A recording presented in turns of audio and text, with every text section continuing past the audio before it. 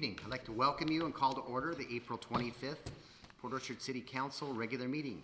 Please stand and join me in the Pledge of Allegiance. Pledge allegiance to the flag of the United States of America and to the republic for which it stands, one nation, under God, indivisible, with liberty and justice for all. We are to the approval of our agenda. Do we have any amendments this evening, Mr. Yeah, Mayor, Charney? on the consent agenda under I, I'd like to add to excuse Mr. Clausen from tonight's meeting. Second.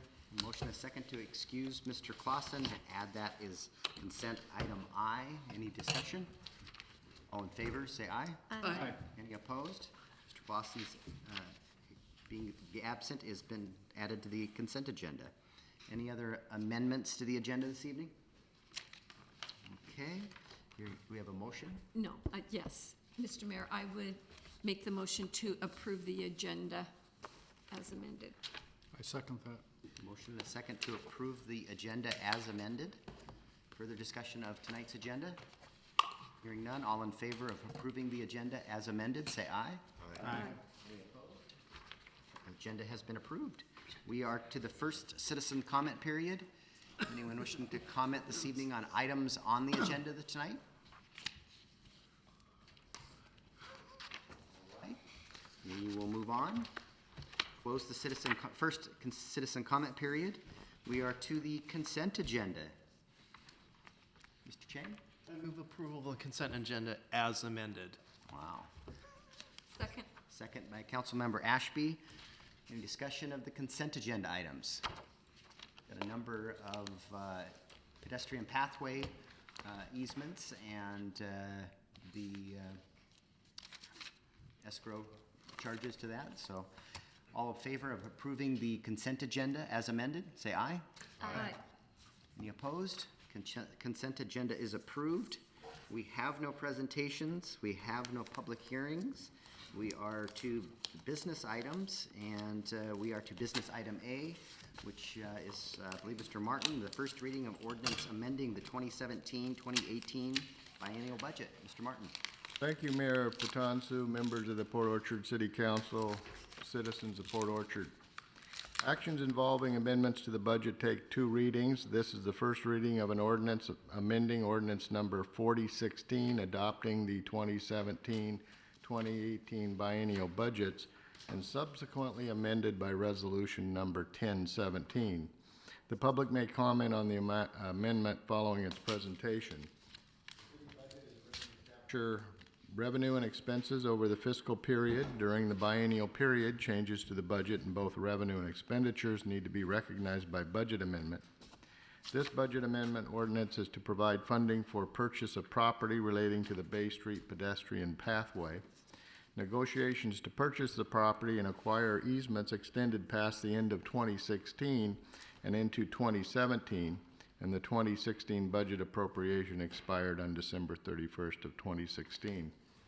The budget amendment ordinance reflects the following: $98,830 from the RCO grant funding to the capital projects Bay Street pedestrian path property purchase, $118,670 transferred from the real estate excise tax REIT fund number 109 for the property purchase, and then $7,500 transfer from the street fund number 2 to street capital projects number 304 for the Bay Street pedestrian path property purchase. This is the same structure that would have appeared and did appear in the 2016 budget, and now is amended into the 2017 budget. Staff recommends moving an ordinance amending the 2017-2018 biennial budget forward for second reading. Thank you. Mr. Martin, I think our course of action here is then to take comment on this at this point in the meeting, and then the council would then potentially take action to move it to the next meeting. So at this point, we will take public comment on this budget amendment. Is anyone in the audience wanting to comment on the budget amendment? Okay, seeing none, Is there a motion, Mr. Chardy? Mayor, I move to accept the first reading of an ordinance amending the 2017-2018 biennial budgets for the city of Port Orchard, and to direct staff to place an ordinance on the agenda for second reading and final adoption. Second. Second by Mr. Diener. Any further discussion of the budget amendment? Okay. We'll be voting on the first reading of an ordinance amending the 2017-2018 biennial budget. All in favor, say aye. Aye. Any opposed? Hearing none, motion carries. We are to item number 7B, adoption of an ordinance amending Port Orchard Municipal Code 2.04.010, council meetings, time and place. Clerk Reinerson. Informed that a few council members are interested in changing the start time of the city council meetings. It was discussed that maybe 6:30 p.m. start time would better serve the public. Staff posted an online survey asking the public whether they would be more likely to attend the city council meetings if the start time were established 30 minutes earlier than the current 7 p.m. start time.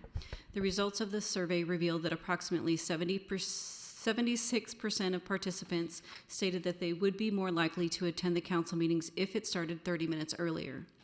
Since the start time is 30 minutes earlier, it was assumed that the end time of the meeting would occur 30 minutes earlier. Staff has provided an ordinance reflecting the new start time and end time of the city council meetings. Staff recommends approval as presented. Mr. Donald. Mr. Mayor, I'd like to make a motion.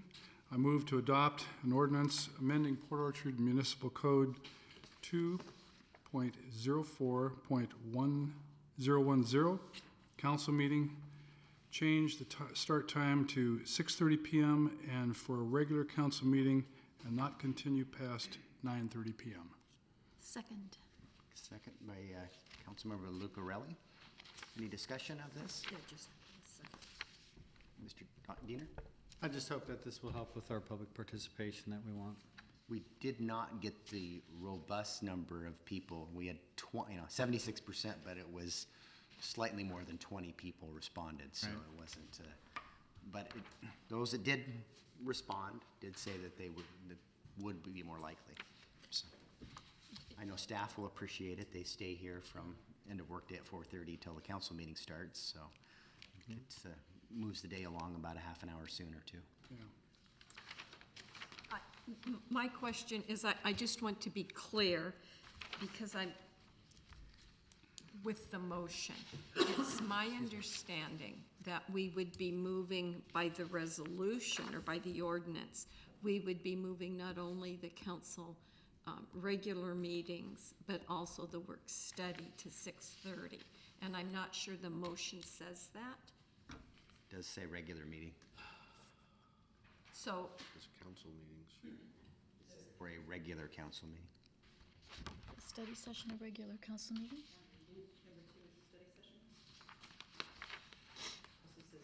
Down farther.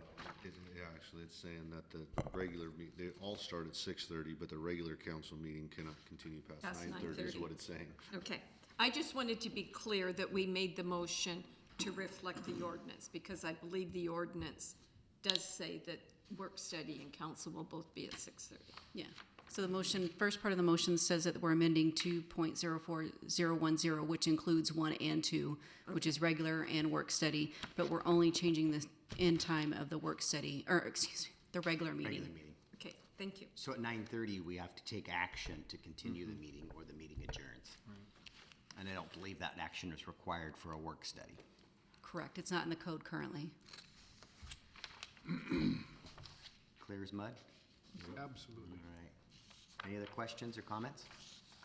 Okay. We'll be voting on adoption of an ordinance to amend the municipal code to change the meeting start times to 6:30 and the regular meetings not to continue past 9:30. All in favor, say aye. Aye. Any opposed? Hearing none, the motion carries. We are to 7C, adoption of an ordinance amending Port Orchard Municipal Code, Chapters 5.94, special events to include a policy on city street and state highway closures. Clerk Reinerson. Yes, so the Economic Development Tourism Committee worked on codifying the special event process in 2015 and 2016. The intent of the new code was to seek council approval on street closures for events. This language was missed in the final version of the codification. It was brought to the clerk's office attention that Port Orchard Municipal Code 5.94 special event lacked the process and policy for street closures. Staff has provided a red-line version of the code that incorporates council action when an event organizer is requesting a street closure and highway closure.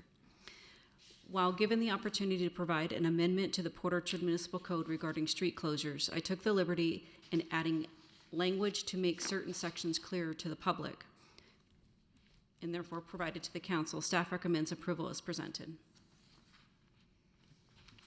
Your motion. Mr. Mayor? Councilmember Ashby. No, go ahead. ahead, Scott. I move to adopt an ordinance amending Port Orchard Municipal Code 5.94 special events to include policy on city streets and state highway closures. Second.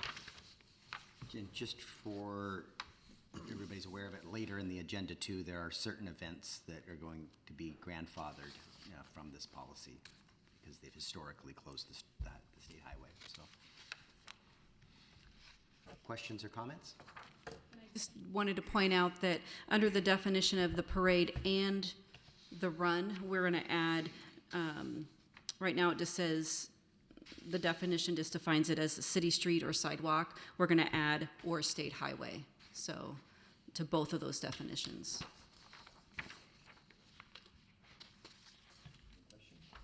My other discussion I had with the city clerk that I would share with council, because it may just be the way I'm reading this. I believe what the changes at the Department of Transportation, that our event organizers now are the one to seek permission to close Bay Street. And at our work study, council felt that those street closures and highway closures should be reviewed by council before the event organizers approached DOT to close Bay Street. And I'm not sure that's how I read it in here. And I just wanted that clarification. And it could be that I'm just not reading it appropriately. So the thought process when somebody submits an application, so if you go through, if you look at so page 64, under application, that describes the information or documents that the applicant needs to provide to the clerk's office. And so what I had done is add an additional requirement that says if the event requires a state highway closure, the applicant must provide the city clerk's office no more than 45 days after the application, after submitting the application, at least one of the following. So event agreement with the Department of Transportation, a letter of acknowledgement, or written proof that the event organizer has submitted the completed application to WashDOT.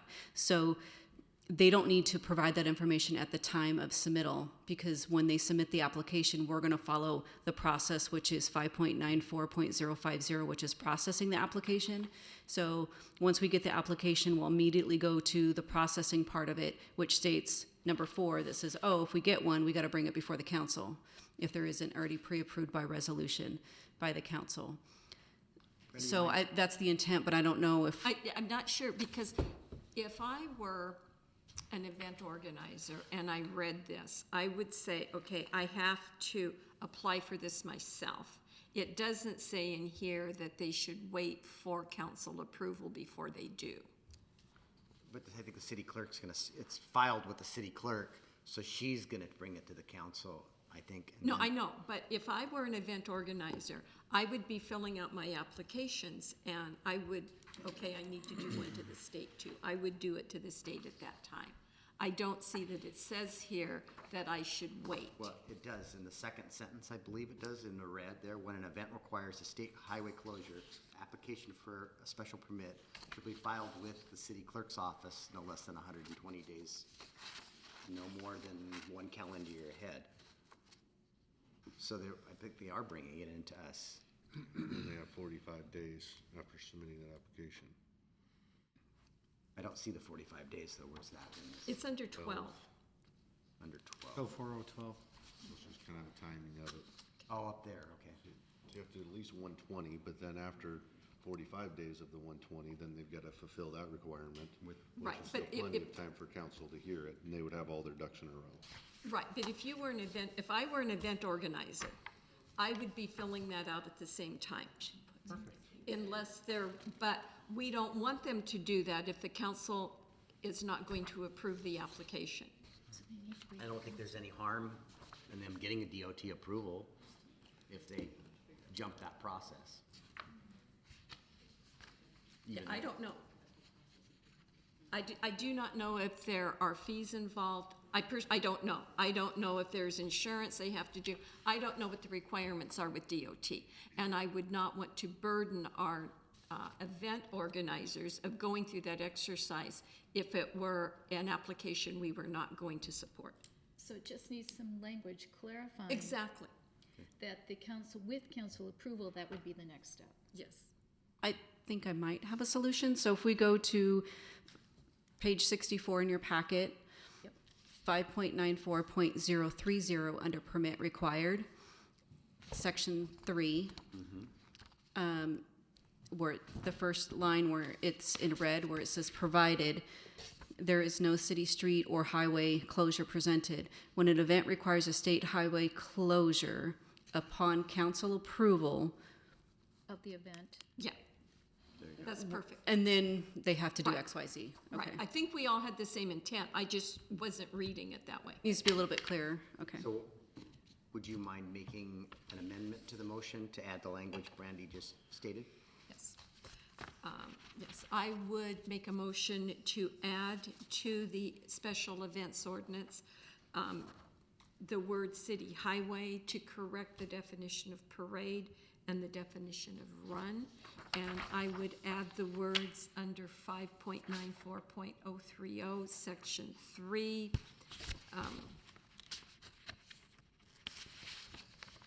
Let's see, provided there is no city street. I can't remember exactly what Where word it's it in wanted. When an event requires a Upon state, council approval. Yeah. Yes, insert the words upon council approval in the appropriate location under number 3. got it? Second on that? Second. Charlie's got a second on the amendment. Further discussion of the amendment. Okay, we'll be voting on the amendment to add council approval to number 3, and there were 2 other definition corrections that were spoke to. All in favor, say aye. Aye. Any opposed to the amendment? Hearing none, the amendment carries. So we're back to the main motion. Is there any other questions or comments on the main motion? I'm wondering if we need a follow-up similar amendment to item number 12 to reflect that as well. What page? I'm sorry, page 65, item 12, it's under 5.94.04. Okay, I'm there. It's all in red.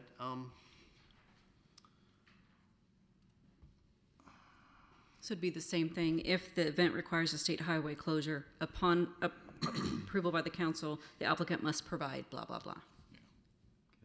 And I would add that to my amendment. Late. Retroactively? Does the second, Typically, we should make another amendment. second so agree? We should, so, I think I heard a motion from Mr. Chang that he wishes to add that same language in number 12.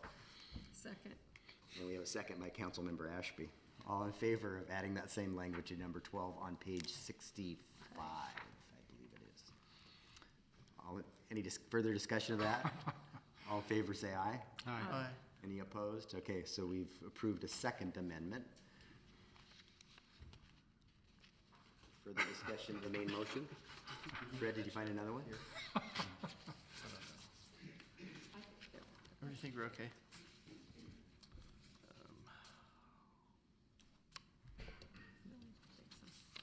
Okay, we good? had to No do further the- questions? We're on the main back to the main motion.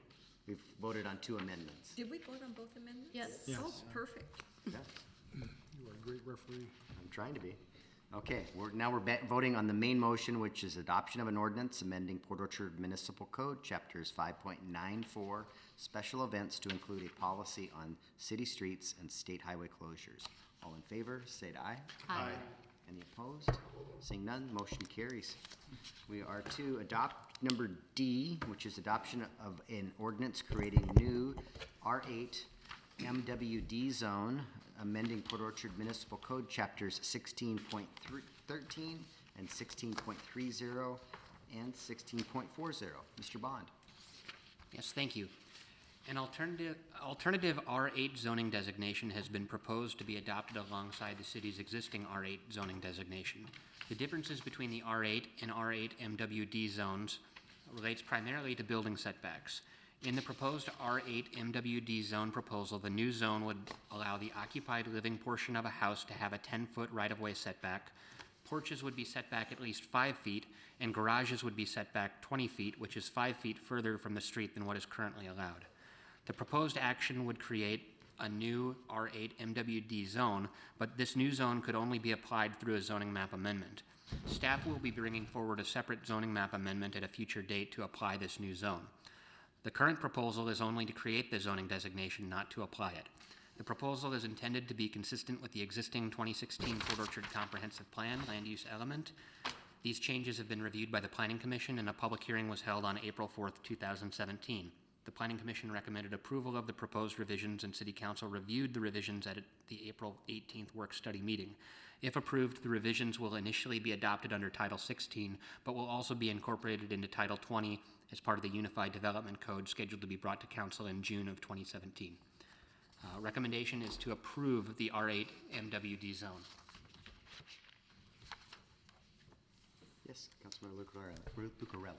I move to approve an ordinance to create the RB MWD zone. R8, I'm sorry. Second, Councilmember Cacciardi. Discussion? So future action will bring forward a map in areas that this zoning will be applied, correct, Mr. Bond?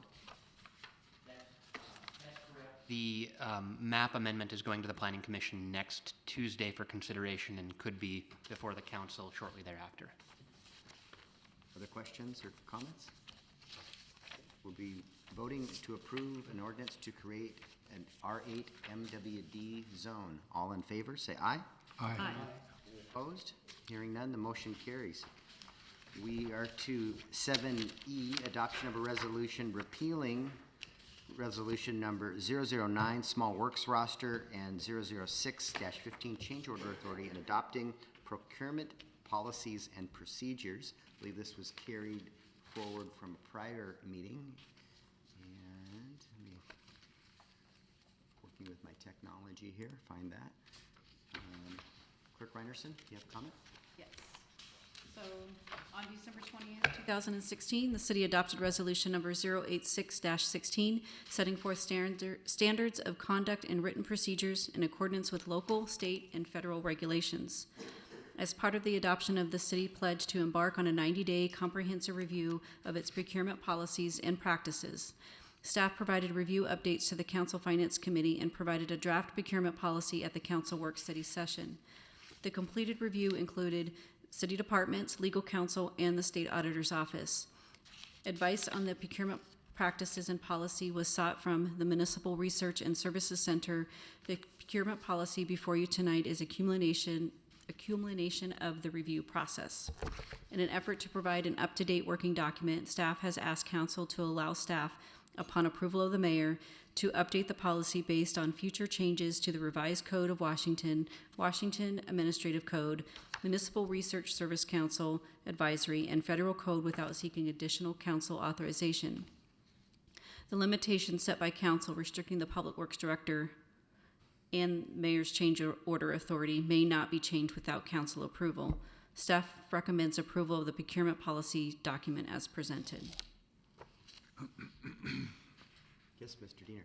I move to adopt a resolution repealing resolution number 915, the small works roster, and 00615, change order authority, and adopt the procurement policies and procedures documented as presented, with the ability to update the policy as needed with the exception of change order authority. Second. Motion is second. Mr. Martin, did you have something? Sitting on the edge of your chair. Just paying attention, all right. Comments or questions? I'd just like to say thanks for delaying this a couple of weeks so we could get the feedback from the state auditor's department. They've been the ones kind of driving through this, so I thought it was important to have their feedback before making this final. So, and they have provided their comments, so. Okay. Anybody have any questions or comments? Okay, we'll be voting on to adopt a resolution repealing resolution number 009-15 and 006-15 to adopt the procurement policies and procedures document as presented. All in favor, say aye. Aye. Any opposed? Hearing none, motion carries. We are to 7F, adoption of a resolution approving a contract with Excel Tech Consulting, Inc. for the Bay Street Path Pedestrian Pathway Segment 3, CA at CM. Mr. Dorsey. Thank you, Your Honor, council members. On January 13th and January 20th, 2017, the city's Public Works Department published a request for qualifications for the Bay Street Pedestrian Pathway Segment 3, 2017 Construction Administration Construction Management, or CACM. By the February 3rd, 2017 deadline, only one statement of qualification was received. Both the city and the Department of Transportation Highway Local Programs reviewed the statement of qualification submitted and proceeded to interview the qualified firm on February 14th, 2017. Based upon the qualifications received in the interview process, Exeltech Consulting, Inc. was selected. Subsequent to the development of a defined CACM scope of work and working days for the Segment 3 construction, and with WashDOT concurrence, Exeltech Consulting Incorporated provided to the city a CACM scope budget and a contract in the amount not to exceed $119,407. Staff recommends adoption of resolution number 016-17, thereby approving contract number 031-17 with Exeltech Consulting Incorporated for the Bay Street Pedestrian Pathway Segment 3, 2017 Construction Administration, Construction Management in the amount not to exceed $119,407 and documenting professional services procurement procedures. Mr. Kachardia. I move to adopt resolution number 016-17, thereby approving contract number C031-17 with Exeltech Consulting, Inc. for the Bay Street Pedestrian Pathway Segment number 3, 2017 Construction Administration, Construction Management in the amount not to exceed $119,407 and documenting the professional services procurement procedures. Second. Second by Mr. Diener. Questions or comments? I just wanted to comment on this item and also the next one, 7G, that although both involve DOT as an agency, and I am an employee of DOT, I do not materially benefit from this. However, I would be happy to recuse myself if anyone feels that my vote would be partial. Does anyone have a problem with Mr. Chang voting on this? Otherwise, I will be happy to vote on it as well. Thank you. Okay. This is just another step in the process. We had some easements earlier tonight on the consent agenda. There's still the cog in the wheel that's got it stuck here is his coordination with Mr. Titus and his project and St. Vincent de Paul moving out of the other buildings. So we're close, I think, Mr. Bond, on that property acquisition. We put money in the budget tonight. It keeps inching forward. So hopefully very soon we'll own that piece of property and be able to build the pathway. So, are there questions or comments on the process? Okay. We voting to adopt resolution number 16-7 to award Exeltech Consulting, Inc. the construction administration and management. All in favor, say aye. Aye. Any opposed? Hearing none, motion carries. We're to 7G, adoption of a resolution to approve supplement agreement number 2 to contract number 071-16 with Berger Abraham, Inc. for the Tremont Street widening construction phase, professional services, and procurement procedure documentation. Mr. Dorsey. Thank you, Your Honor, council members. On August 23rd, 2016, the City of Port Orchard City Council approved contract 07116 with Berger Abraham in the amount of $279,192, which included a management reserve fund for the final PS&E permitting and construction administration, construction management phase of the Tremont Street widening project. On March 28, 2017, pursuant to negotiations held between Berger ABAM and the City of Port Orchard Public Works Department with Department of Transportation, Highway, and Local Program Support, and in conjunction with the professional services procurement procedures established during the approval process for Contract 07116 and see Resolution 01517 attached. The city received a supplement agreement number 2 proposal from Berger Abram in the amount of $2,698,691 for the 2017 through 2019 continuation of the final PS&E permitting and construction administration, construction management phase of the Tremont Street widening project, with a new maximum amount payable of $2,970,466 and a contract time extension to December 31st, 2019. Please note that supplement agreement number 1, upon Department of Transportation authorization, release the management reserve fund associated with contract 071-16. Staff recommends adoption of Resolution 01517, thereby approving supplement agreement number 2 to contract 07116 with Berger ABAM Incorporated for the Tremont Street widening construction phase, final ad-ready PS&E, environmental permitting, CACM, and engineering support, with a new maximum payable of $2,977,833, extending the contract time to 12/31/2019 and documenting the professional services procurement procedures. Councilmember Lucarelli. One correction, it was 883 rather than 833 for the record. Okay, motion.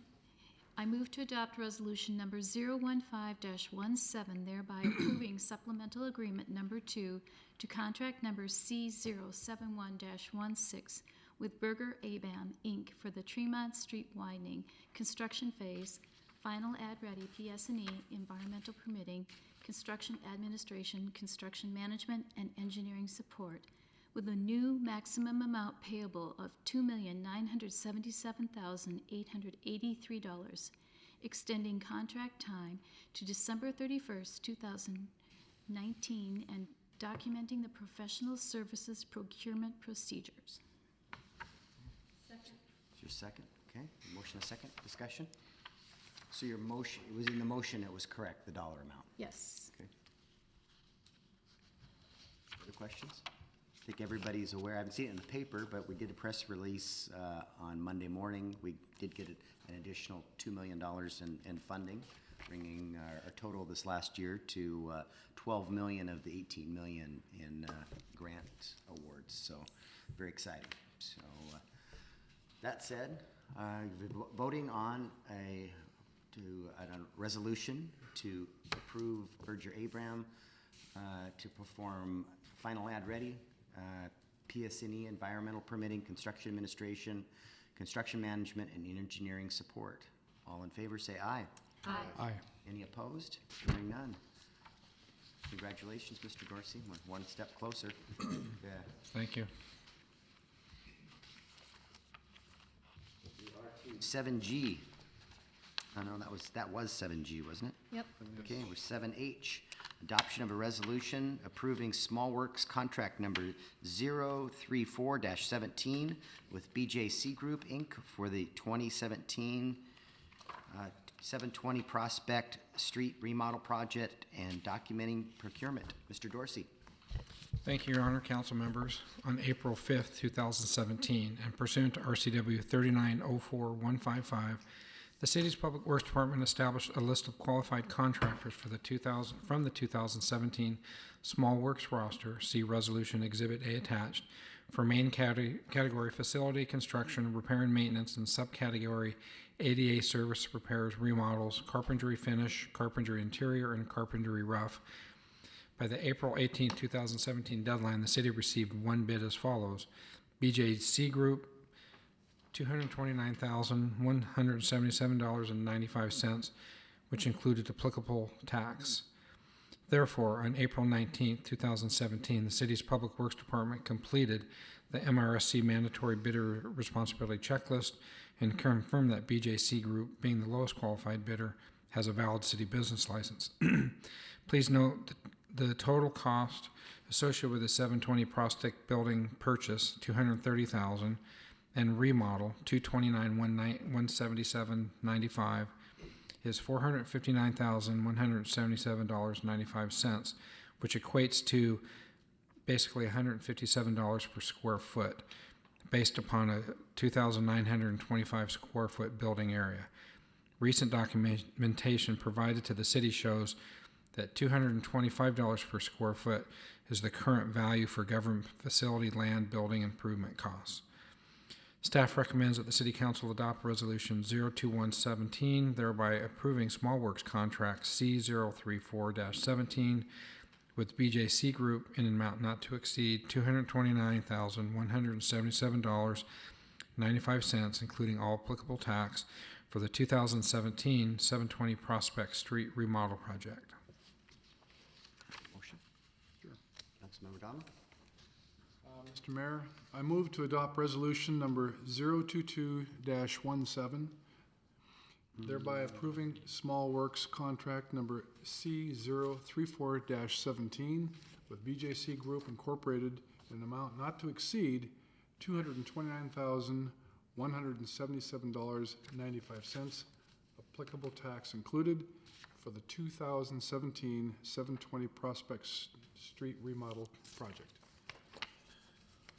Correction, it's number 021-17, not 022. Just, thank you. Second. Second to 022-17. Your tablet may have a faulty pixel. That's it, Fred. That's Thank it. you. Motion and a second. Pixel. Just, this is the third time we've put this out to bid. We had no bids the last time. Through this process, we've learned a lot about procurement. The plan was when we bought this that our Public Works Department was going to do a considerable amount of the work.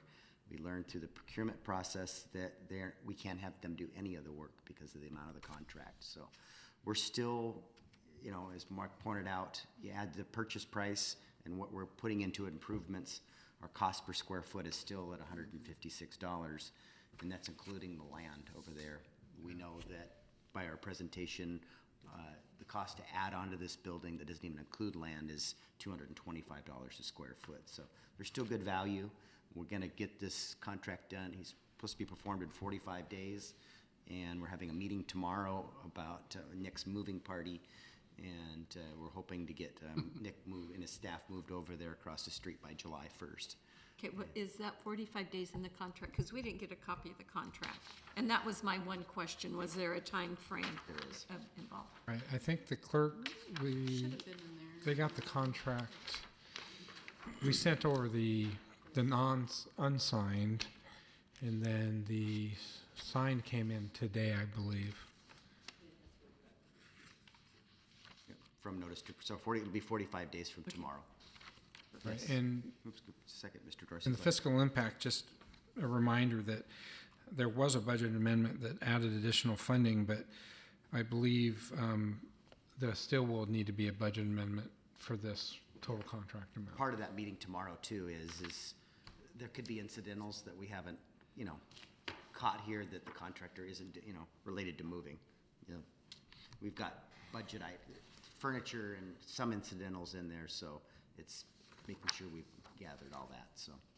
Mr. Diener, did you have a question? I was just going to observe that in spite of learning more about procurement procedures, that wouldn't have changed, I think, what we were trying to do, which was find space for staff, even had we learned those lessons up front and early. Thank you. Other questions or comments?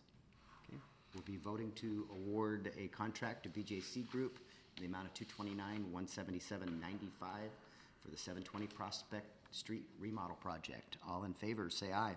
Aye. Any opposed? Hearing none. Mr. Hunter, you get something to manage tomorrow. We're on to 7I, adoption of a resolution establishing an exemption for certain special events from the requirement of obtaining city council approval for requests for city street and state highway closures. Clerk Reinerson.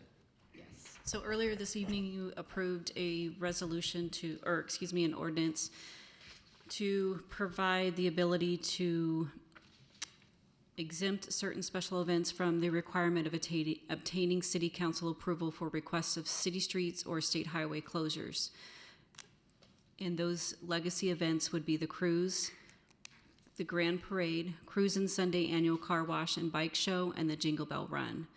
Staff has provided a resolution that would allow for these exemptions of council approval for certain special event closures. Request for your consideration. Approve the document as presented is the recommendation by staff. Yes, Councilmember Ashby. I would move to adopt a resolution approving an exemption for certain special events from the requirement of obtaining city council approval for of requests for city street and state highway closures as presented. Second. Second by Councilmember Diener. Is there any questions or comments on this resolution? Okay. Be voting on a resolution to approve exemptions for certain special events. All in favor, say aye. Aye. Any opposed? Hearing none, motion carries. We are on to our last business item, 7J, authorizing the mayor to sign a letter of support for Puget Sound Geographic Program. And there is one correction to this. This motion says it's the state legislature, and it's actually Council Member Rob Gelder is taking a lobbying trip to Washington, D.C., and this letter is actually going to travel with him from each of the cities in our county. So if you could just correct that in your motion, if someone wanted to make it. Yes, Councilmember Chang. I move to authorize the mayor to sign a letter of support from the city council to the U.S. Congress supporting the Puget Sound Geographic Program. Is there a second? Second. Second by Mr. Kachardi. Further discussion? Okay. We'll be voting on a letter of support that Mr. Gilder can take on for lobbying, his lobbying effort. All in favor, say aye. Aye. Opposed? Motion carries. We are to council committee reports, where Mr. Clausen isn't here. Somebody want to fill in for him on the recent, Mr. Kachardi? Well, you weren't there at the, he wasn't at the meeting, so tough for him to. Wasn't there. Okay. Councilman, I mean, we didn't have new financials. I know that. What we did, we met on Monday morning, and I'm trying to remember the agenda. We reviewed as we always do, thank you. Again, the sales tax report was from the previous month. We were a month delayed on that. And then we also went over all our fund account balances. We went over the budget status report for first quarter. And then we spent some time talking about the work done to date for our bonding for Tremont. We also had a discussion about perhaps doing a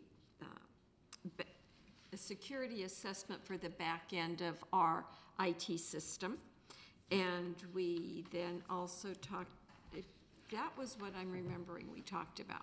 But we did spend some time going over the actual first quarter actuals to budget items, and we spent a great deal of time talking about the process of bonding for Tremont and where we are in that process, and upcoming meetings that the city treasurer has with our bonding attorney and DA Davidson. All right, thank you for the report. Economic Development and Tourism, I think that's you again. That would be me again, and we're meeting this coming Monday, May 1st. Normally meet the second Monday of the month, but to accommodate some committee members' needs, we're meeting on May 1st here at 9 o'clock in the morning. Okay. We're to Utility Committee meeting. There was no utility committee meeting this month, but there will be next month, May 15th at 9:30 a.m. here at City Hall. Okay. Sewer advisory, did you guys meet? No. The next meeting is scheduled June 21st at 6:30 p.m. at the sewer plant. Okay. Land use. So, I've already reported on the most recent meeting we had, and I think the next meeting is scheduled for May 17th, but stay tuned for a firm date on that. All right, we are to lodging tax advisory. There's nothing to report. Okay. And we're to Festival of Chimes and Lights. Yes, we met Monday, April 17th, and we were really excited because we were all set to have Port Orchard Bay Street Association donate some lights and get those hung. And we talked about a certain pattern that would work because the electrician went out and actually looked at the poles and the sources of electricity to see where we could actually plug in lights and how much footage we would need. So it was getting closer, and then We've got, that's the last item in the mayor's report. We're going to talk about we that. had to wait because we're not sure of the condition of the poles and whether we can actually hang something from them. There's always been some discussion that they were losing their stability, that they were sometimes being held together by paint, but we're not all sure about that. Anyway, we're on hold for the moment, and we had hoped to have these lights up in May, but now the mayor will report on what will be done. The other thing we talked about is our theme for this year is called Here Comes Santa Claus. Port Orchard Bay Street Association was very happy with that theme, and we will be meeting again May 15th at 3:30 here at City Hall. Okay. On to the mayor's report. So we've got, first item is, I've got on my report is we've got our Community Service Day this Saturday at 10 o'clock. I need a representative or some sort of a leader at each location. We've got a form that we need to get signed by all of our volunteers so that we're covered from insurance. I know I've got somebody at Enna Turner Park from the Rotary Club, and Cindy, okay, there we go, Cindy, and Mark said he would help there too, our president-elect. So it's got Cindy at Enna Turner Park. And so I was just hoping you guys would volunteer for different locations. So Sean says he'll do City Hall. What are the other locations? Givens, Clayton Park, and then we have a beach cleanup down there. The beach cleanup? I'd like to do beach cleanup. Beach cleanup is Scott. I'll do Givens. Okay. I'll do Clayton, but is Clayton going to be open by Saturday? No, it won't be open Oh, because so you have there's to put nothing the, to do there. no, it is because you'll be spreading the topsoil. That's why it's closed. We're waiting to put the topsoil down. The irrigation's installed. So we're waiting for the topsoil, and then we're gonna hydroseed. So as soon as the grass comes up, then we'll reopen. So it's closed until we have new grass. So we've got an extensive irrigation system that Public Works has installed over the last few weeks. And then the work to be performed there is spreading the topsoil ahead of the hydroseeding On happening. Saturday, though? That's We're on not doing Saturday. I thought we were just doing the bark on Saturday for the playground. Oh, no. This is a work party. This is a work party.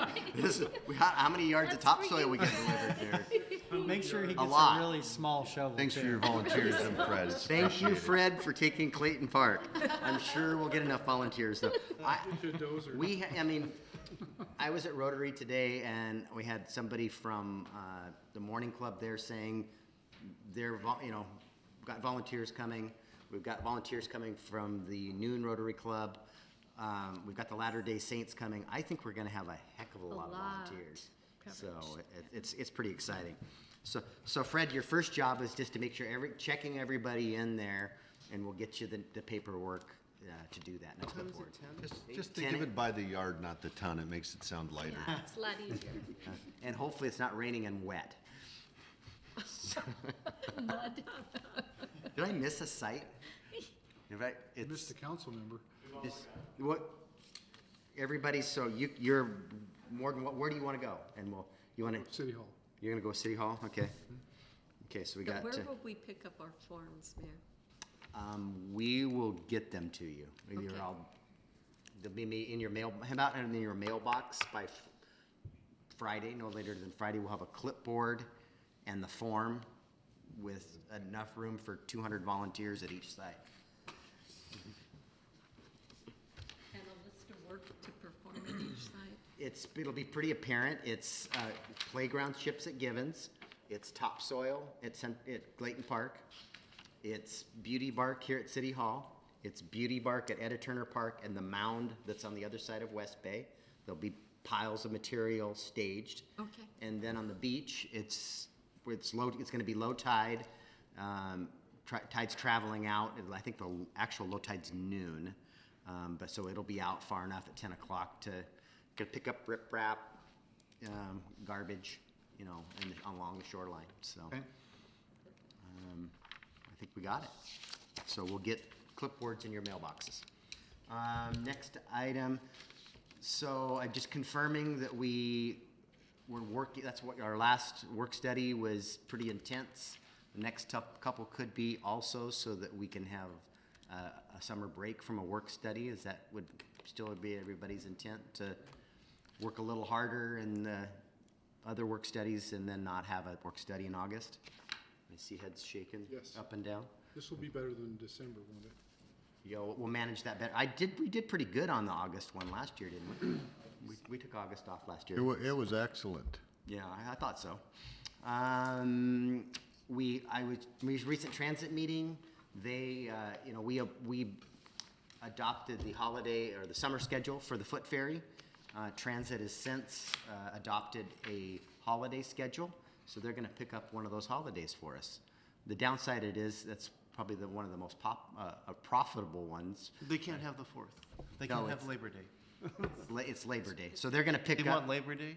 They're actually picking up a number of holidays, and they're gonna fund one of the ones that we had in our budget. However, it's my understanding that they're picking up Labor Day Monday. They are not Okay, picking up the Labor Day Sunday. Yeah, not the Sunday. We're still gonna pick up the Sunday. They're getting the Monday, and there were other holidays that they'll expand the service onto. So it's part of the passenger-only ferry measure. The cost to Kitsap Transit is about $150,000 for the extra hours, because it's not just ferry service, it's bus service and handicap service too. So it's the whole operation operating on those holidays. And I got a briefing on SK Ride at McCormick Woods. It's been in operation for 2 years now. It's that dial-a-ride service. Instead of running buses around looking for passengers at stops, you use an app or the phone, and they come pick you up. 200 riders a month the first year, and it was up to 400 this last year. So I thought that was encouraging. There's, on the dais here, is the latest concept. The second picture over, I know it's kind of small, is a concept for a water feature. I wish the picture was bigger, but that's the concept of a rockery with landscaping around it spilling into a pondless, it's pondless, so it goes into a underground reservoir, pumped back up. Oh, So, I know, I'm sorry, I should have brought magnifying glasses for you guys. Which picture is it? The second one? Second one from the left. It's really dark. I'm sorry. Would you like me to email that to you separately?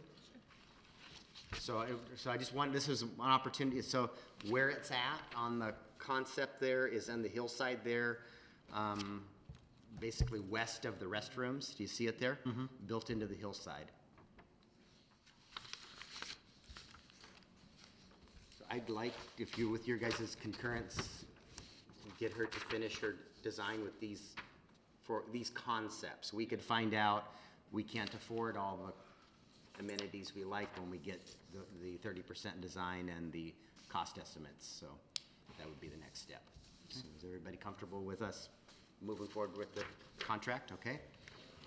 Highway 166 is planned for closure potentially May 1st, weather permitting. So I just want to share that with everybody. And Mr. Hunter, who's sitting in the back row there, his crew have all kinds of plans to take care of vegetation and trees and things along the highway there, since the road's gonna be closed and they don't need flagging. So, weather permitting, once again though, 166 is gonna be closed for a week while they pave there in Gorst. I just wanna make everybody aware about, there's a drawing Have here. dimensions or locations, like from the 16 to, or, There, we know our section of the highway will be closed for a week, and they'll be moving traffic around as they pave. The construction's done, it's just paving, the final overlay in Gorst. so between 16 and Port Orchard Boulevard is closed, Yeah. or further? From Gorst, Yeah. it's closed, so the only way you can get downtown is down the boulevard. Yeah. So swim deck would be affected. Yeah. Okay. It's, yeah, it's, I guess to get there, you just have you have to come in down the boulevard, and it's for 1 week will Okay. they pave, weather permitting, so it's tentatively scheduled for May 1st. There's another drawing here on your desk, and keeping you guys abreast. We've sent this to DOT for their approval. This is the Port Orchard Rotary Club. This roundup, they built the fountain that's there, did the landscaping. It's already named after Niels Nielsen. There's little placards around the base of it. They want to do a larger monument. It's on the second page, and the first page shows the location, but it needs DOT approval. I just wanted you guys to be able to see that. And put a little flyer here. I got a presentation, and Cindy did too. You have concerns about the other one, Cindy? No. Okay. The new Rotary Club is going to sell bricks by the gazebo at Etta Turner Park. They want to raise money to replace the street lights along there, place an additional light by our bridge, and put electrical in so that we can put seasonal lighting on the bridge. They're looking to the city after they raise their money to provide about $5,000 in match from us from our parks budget. They're going to sell these bricks for $100 for the red ones, $500 for the gold ones. The beauty of this project is Rotary District will match that $100 to make it $200, and then there's a Rotary International match that doubles that again. So $100 of local money turns into $400, and a $500 brick turns into $2,000. So I brought these applications if anybody wants to buy a brick, and we'll have some around City Hall because it benefits one of our parks. I had a really cool thing on Friday. I had 3 8th grade students from Cedar Heights come and videotape me for an interview for a school project because they're concerned about downtown and they wanted to know what they could do. So it was Cheyenne and Starland and Cameron came in and they asked some really good questions. And I invited them to our community service day, and it was some good conversation and dialogue, and I was really impressed with some 8th graders from our community. I'm gonna do some modeling. So we've got a little bit of branding we're trying to do here. So these are for the parade. I went and bought one, and we've got these cool vests for the parade. We can get really cool hard hats. And, well, I know I look like a dork, and Beck's giggling at me right now. But, these all total, it run you about $50. I would like to, in here, there's some mock-ups of some, our logo doesn't work. I'd like to have a sticker affixed here with our brand. But Cindy brought up a very good point that our brand doesn't say City of. And I'd like to incorporate this to Public Works so that the guy out digging on our water meter they can recognize him, it's not some crackhead that's trying to steal the copper out of the line. A little fictitious there, but,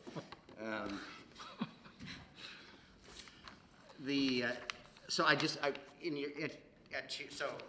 there's stickers and there's patches. The patches would go on the vest. The sticker would potentially go on things like a hard hat and other things. But I thought it was a good point that Cindy made. So Fine Arts Litho did some mock-ups here. I just didn't feel that the top one, either one of these could be round or square. I'm somewhat partial to the round. But I didn't feel that City of worked very well. How this was designed was with port all the way to the left. So I'm just wanting to talk to you guys how you feel about moving the port to the right, and Beck's already shaking her head no. And if not, these mock-ups, some suggestions so I can go back and talk to those folks and bring something else back. Mayor, Yes, you may. may I work on this and get it to you? You may. Okay, is that how we want to do that? I have, I'll Okay. get some ideas to you. Okay. I think we've got some good ideas. I don't think we need to hire anybody to play around with this at all. I think it works. So down below, the first name so these are name badges. And I think it works pretty, I don't believe when you've got a title on there, you know, whether council member, mayor, treasurer, clerk, that you need the city of on there. I think it works with just Port Orchard on there. But it's when we're using it in a way that needs the city of, I'm just uncertain how we want to proceed. So get me some ideas and we'll go from there. There's another piece here. We did balloons last year, and Beck pointed out we ran at 500 balloons. We No, ran we had 1,000 balloons. 1,000 balloons, and we ran out halfway through town. Yep. So she believes 2,000's the right number. Be about $80 for those two. If we do these flags, the flags are about this big. They don't require inflation. So, Mr. Teeter? I just wanted to, I think we jumped from the last. I'm sorry. subject into this one. We did. So are you looking for concurrence on one of these in the end? Not yet. Not on the bottom. Not tonight, I understand that. Yeah. On the badges, I think I kind of like, I'm partial to, I mean, I was just hoping to get to where we have consistency when, Right. from our brand standpoint. So if you have other ideas, if you like these, don't like any of these. I want to observe that, I think, when people look at badges or websites or anything, they start from kind of a top down. So if you want to have your name recognized first, which I think we do, then we probably don't want to have badges that have Port Orchard on top, but have that on the bottom. Okay, so that, It's our eyes naturally move top to bottom and left to right. so I that just- top left one is the one that, which has the name first. Yeah, title. yeah, I think those tend to work. I think there's a host of others that sort of violate those principles, but Yep. I understand we're gonna be looking at these. My preference was the top left corner one myself. For which page? Because they're, Okay, I'm sorry, it's this one. so at the very bottom left, there's one that says in light letters, City of Port Orchard. Not that one. Not that one. So not that page. Sorry, those were done first, and then at 6:45, I got up with this, I got okay. another proof emailed to me, and I came and dropped, the clerk and dropped the other one. So it's Okay. the other one. Okay. And it's the top left corner one. Okay, That's the newest update. okay. For name badges, there wasn't any at all direction on the city ofs and how we go about that. Was what I heard. Right. No, I wouldn't move forward with this one yet either, because I could actually see for better design that you could do a flush right on here with mayor. mayor. And that would balance out the Port Orchard, and there's better placement for this. So if you don't mind, Certainly. I'll And bring I was, back- I like and that. I think you've actually got, I've got both. okay, you got the newest one, okay. I've You got do. the city up, but I've Yeah. got this one. Yeah, and But I'm my s- preference was the one in the top left there. But I'm if- saying, there's weight here, there's a weight, you can actually move this flush right and do some better balance with weighting, Okay, the logo. give me your So, thoughts. Yeah. Maybe not the case if it's city council member. Okay, Yeah. are we ready to talk about flags? Yeah, yeah. Okay, so are we comfortable with flags? Yeah. Okay, and 2,000 is what I'm hearing. And so the other piece in this branding thing too is Beck and I and Clancy were at the Bay Street Association, and they're doing boater bags, and they do the Ladies' Night Out bags. And we thought so we're working on whether it's a sticker or something to drop in those bags. And it'll be played off of whatever we determine this stuff looks like, and which is yet to be determined. So we're not moving forward with any of that yet, and what those promotional items look like. So I think I'm done with that. Are we comfortable with wearing hard hats and vests at the parade? Yeah. Okay, we just don't know if they'll have badges on them or not, okay? Do you want to give me sizes, or do you want to go try your own vest on at Whistle Workwear in Silverdale? Don't they have those down at McClendon's? They could, I'm not sure. So. Uncertain. So think about your sizes in terms of Mine's a weather. medium. You might have to layer up under them, just to. Yeah, You wear that. I would have that over a jacket and it was a Well, medium. I hope not. They're all big. So after the meeting, you want to come They're try really this big. on? Try mine on Yeah. and see. And there's smalls. I know, there but was even the small's big, I'm Okay. saying. Oh, okay. All right. The last item on my report is the marquee. And I got Mr. Hunter in the audience here. I asked him to dig into this a little bit because we want to, the lighting plan is phenomenal. My concern is, and was later confirmed, we have an engineer's report from 2006 that states that the marquee has 3 to 5 years of useful life. It's rotten in the middle, and it's rotten in the ground where the posts are in the ground. Public Works went, so 5 years on 2006 is 2011, and I can guarantee you they haven't healed themselves in the ground.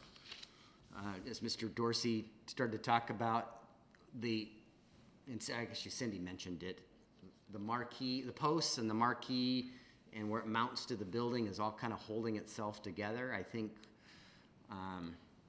one of those posts came out in a car accident. We have a potential for a pretty serious situation down there. 2009, Public Works went back down and did some investigation and confirmed. They did some test drilling in there. I've got that report. We could spend the money to have an engineered tensile strength and make sure that the marquee could hold it up. The lighting, What would that cost? we don't know at this point. And at this point, I'm gonna defer to our engineer because I don't have a license to tell you about the health of the marquee and what that would involve. Well, like I said, in 2009, I think I came here in 2008, Public Works went down and basically did a verification of the condition of the poles, and we just confirmed what we'd been told, is that below the sidewalk grade and at the notch point where the marquee is connected to the poles, because those were old power poles that then became streetlight poles, that the system is really interdependent. The poles are holding the marquee is holding the poles.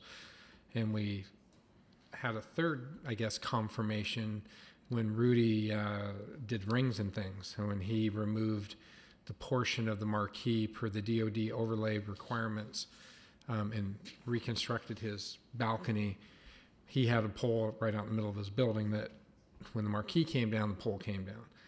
And so, we have like 3 instances now, the 2 reports and the 1 actual pole that wouldn't be able to stand on its own accord, that moving forward with any loading of a tension on the poles, it's just not recommended, and especially from a risk management standpoint, because if something were to happen, if anybody's injured, they would just go back and say, well, you knew back in 2006. So I just think that's not really prudent, and I don't really think even having, we made contact with the company, CTS, that did this original report.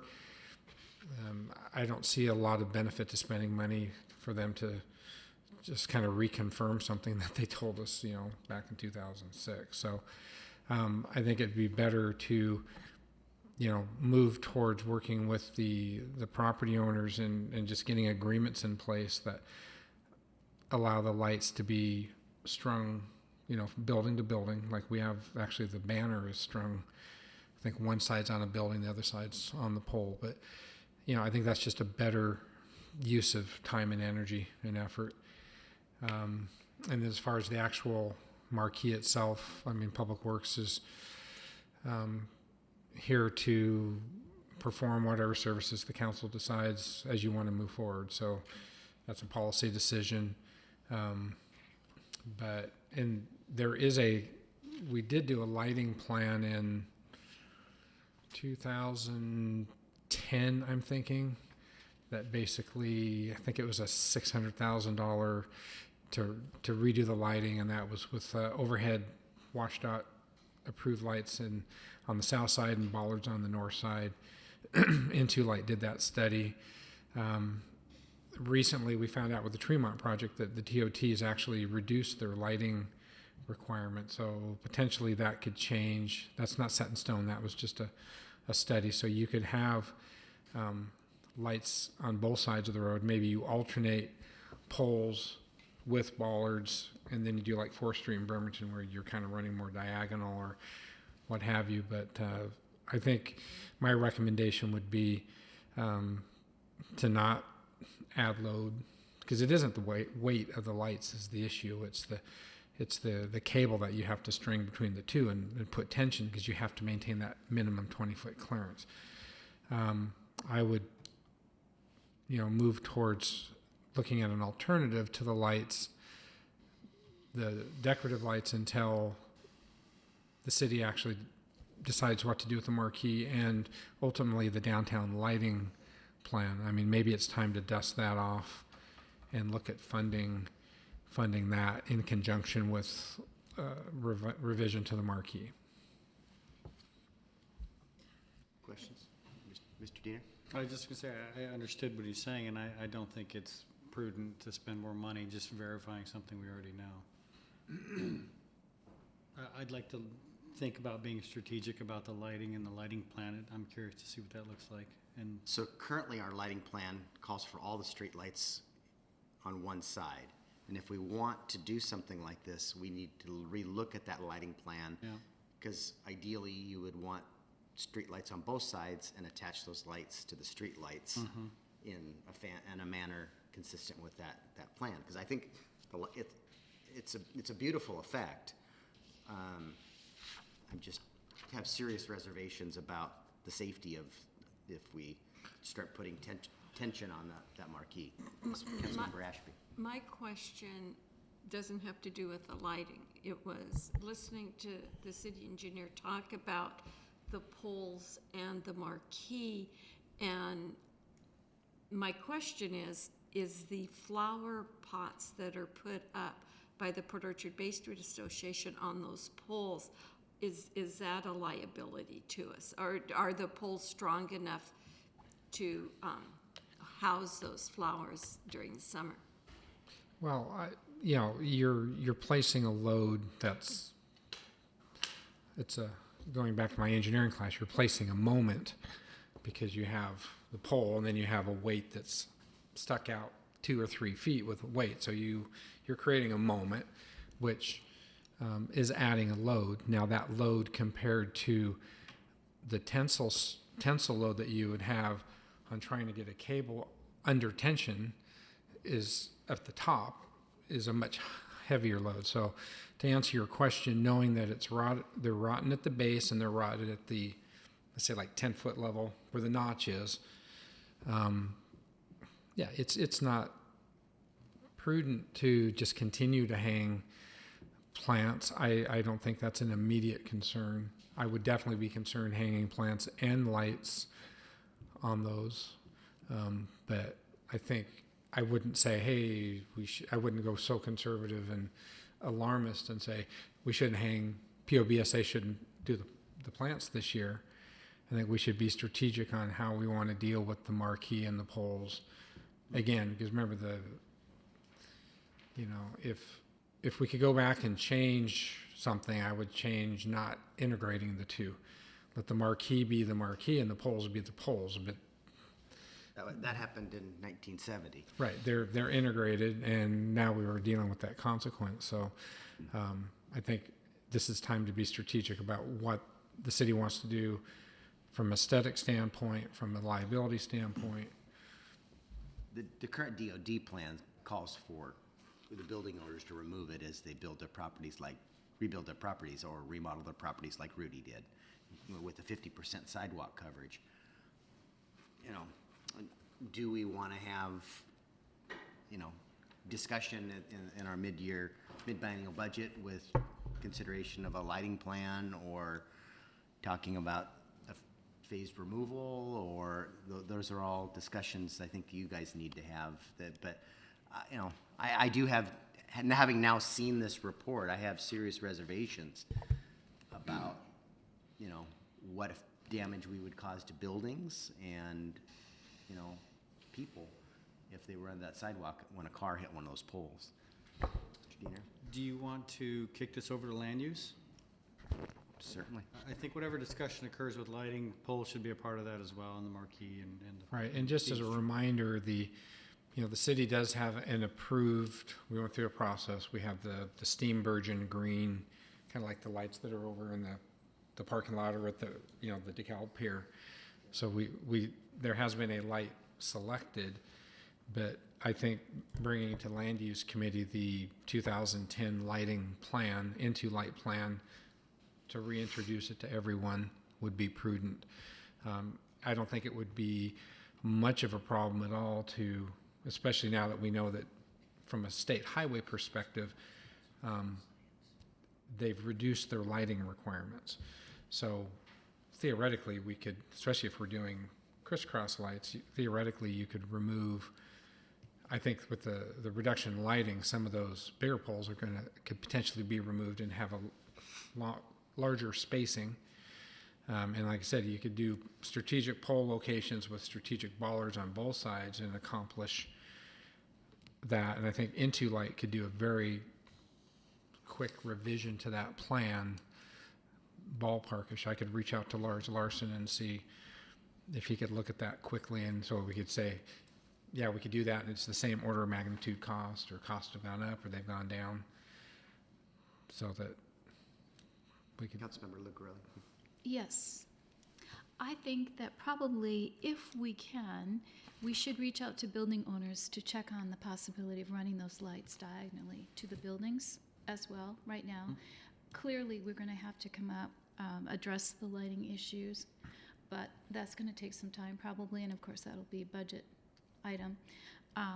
We do have funds right now for lights, and if building owners were willing, we might be able to find a way to make this happen, making use of the buildings, if that's something that you think, Mark, would work.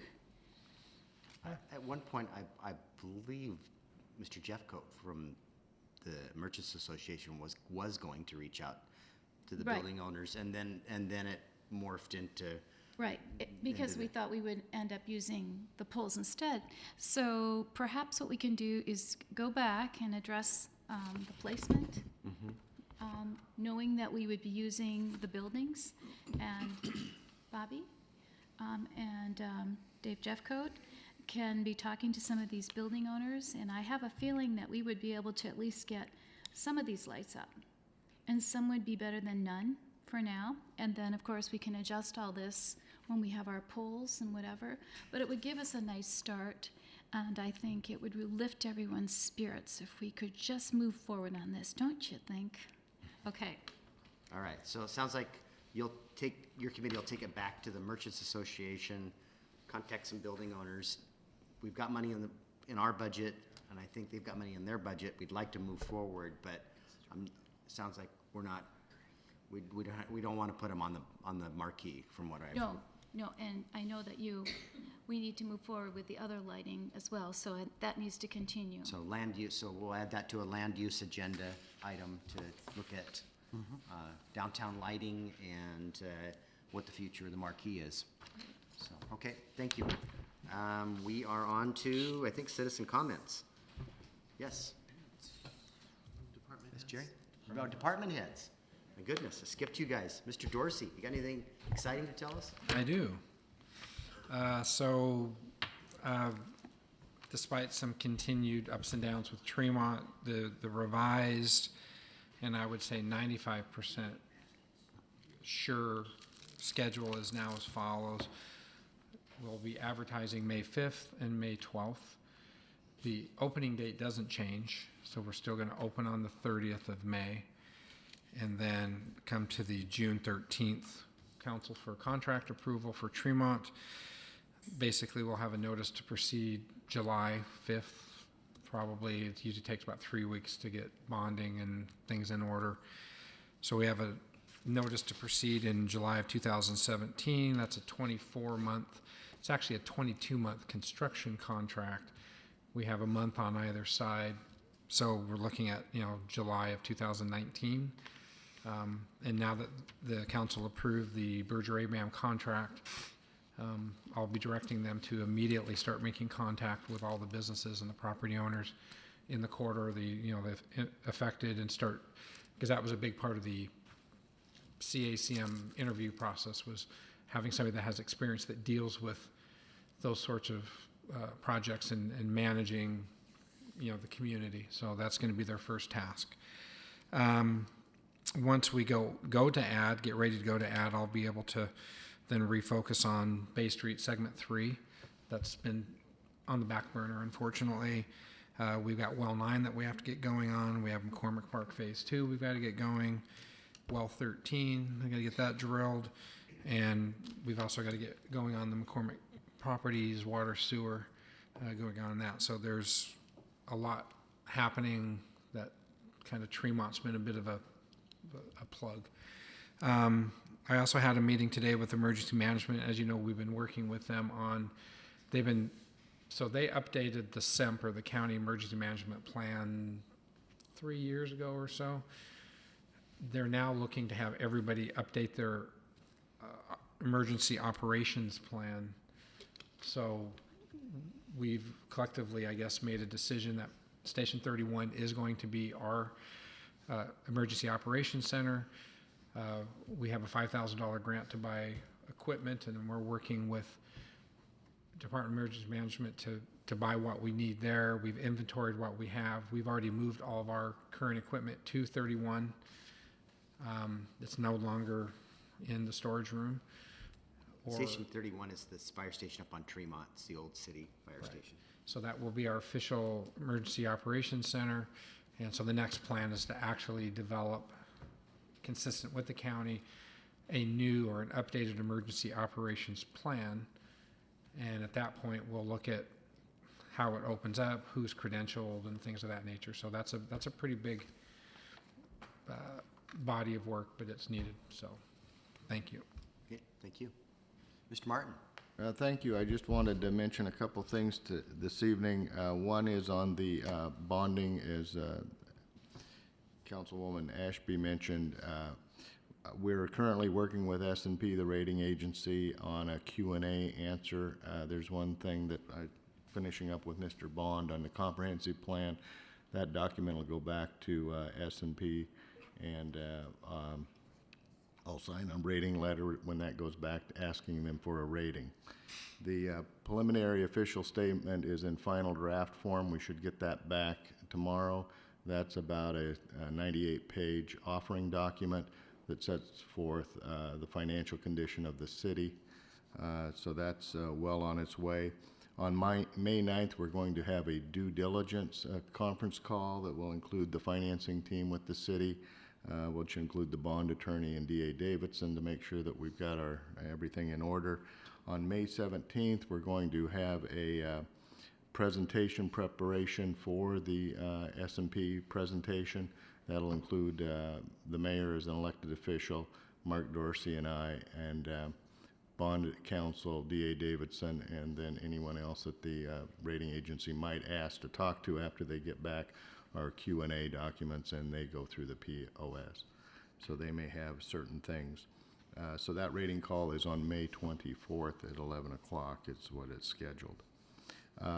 A week before the bids are accepted by the council, The Council Finance Committee has tentatively set a date to meet, and for that reason, we will be looking at sizing the bonds and coming up with what is it the amount that the city would be required to borrow to round out the other funding sources once we have the contract price. The spend down is we're to have the money spent within 24 months from when we borrow it. It's actually allowed to be spent within 36 months, but there are spend down requirements according to the federal government, because this is tax exempt proceeds, so you can't have the money sitting around earning interest, because that's not allowed. So we'll work closely with Mark to make sure that we spend our money timely. We're also working with Mark and his funding and your funding sources to time the availability of these different funding amounts, and to make sure there isn't any inadvertently any constraints on this money that they're not allowed to spend on. And there are some constraints that they have, and we're working at identifying that, so we're sure to allocate our portion of the bond proceeds, which are much more liberally construed to be used, to make sure it's allocated towards the correct expense. The budget for the Tremont widening project will be before you the night that you accept the bids. So you will not only accept the bids, then we will put that portion of the budget in place. We have set money aside to make sure that we could do this. And then also the ordinance to sell the bonds will be part of that package as well. So that evening you'll accept the bids for the project. We'll go ahead, we'll set the ordinance to borrow the money, and we'll set a budget for the project all in one body of work. So with that, that's where we're at on that. That's a lot of work going on behind the scenes. Also, the Council Finance Committee had the first quarter budget documents that we went over. I will make copies for the full council and put in your inbox on that. That is a report out of our Springbrook system, and if you'd like or have questions or haven't looked at that before, please get a hold of me, and I'll walk you through on how you look at that report. We're going to work real hard going forward to give the council the quarterly reports and get a little bit more in depth, I think, as we move forward on that. Then finally, I do want to say that and recognize back in 2013 and 2014, our state auditor was George Hoke, and George was a wonderful person, a veteran that served Navy flyer, and just a wonderful person to work with and was very helpful. George passed away suddenly earlier in the month, so I do want to recognize that George was a good person to work with, treated the city quite well, and I just want to mention that tonight, so thank you. Thank you. Mr. Bond? Nothing to report. Okay. Ms. Gates? Also, nothing to report. We're on a roll here, Brandy. I don't have anything to report. Wow. So thank you for keeping me on track there, Jerry. I missed staff. Any citizens' comments? Yes, Jerry.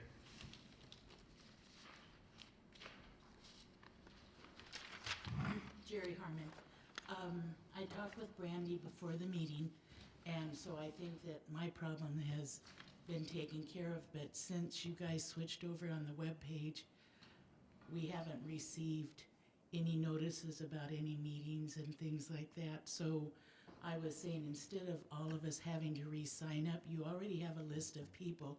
Why not just transfer those over so that everybody is getting the information instead of having everybody have to sign up again?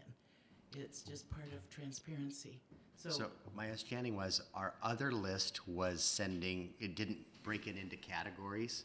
Right. And so the new system allows you, if you want job postings, we're going to email you those. If you want city council agendas, we're going to send those to you.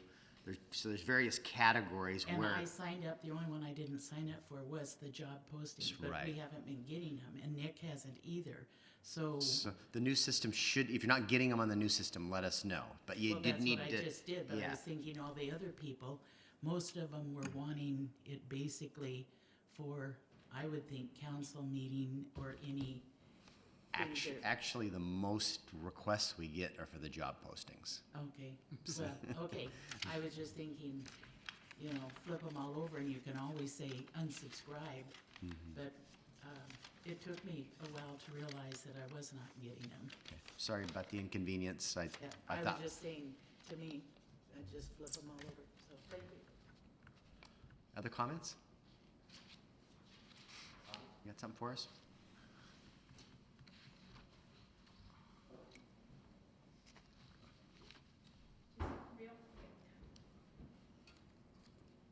I'd just like to invite the council to a big event and sort of a special one that doesn't happen too often. But a week from Friday, we're having Ladies' Night Out. And the big thing about Ladies' Night Out, we get all the stores to stay open till 8 o'clock. It is a very rare thing. And I'd just like to invite the council, and it's Ladies' Night Out. It's not Men's Night Out, but we would like everyone to come, and your friends, lady friends, come. And it is really Cinco de Mayo. It's going to be a nice, festive event. We hope to have our 1,000 ladies down here. We are putting piñatas on the, I hate to say this, on the cover, but there's only going to be 6 of them. So I think they will, I think the poles will stay up. Only hope. No, no hitting them, no candy inside, Better use just wiffle for ball bats. decoration. And I do really appreciate that you are considering the lights. I realize that we have a dream, and sometimes the dreams don't always work, but thank you for considering it. Thanks for always being here for us. And Bobby mentioned that Ladies' Night Out, also, we have a film festival coming to town that same weekend down to Dragonfly. So hope to see everybody there. So with that, I think our meeting's adjourned.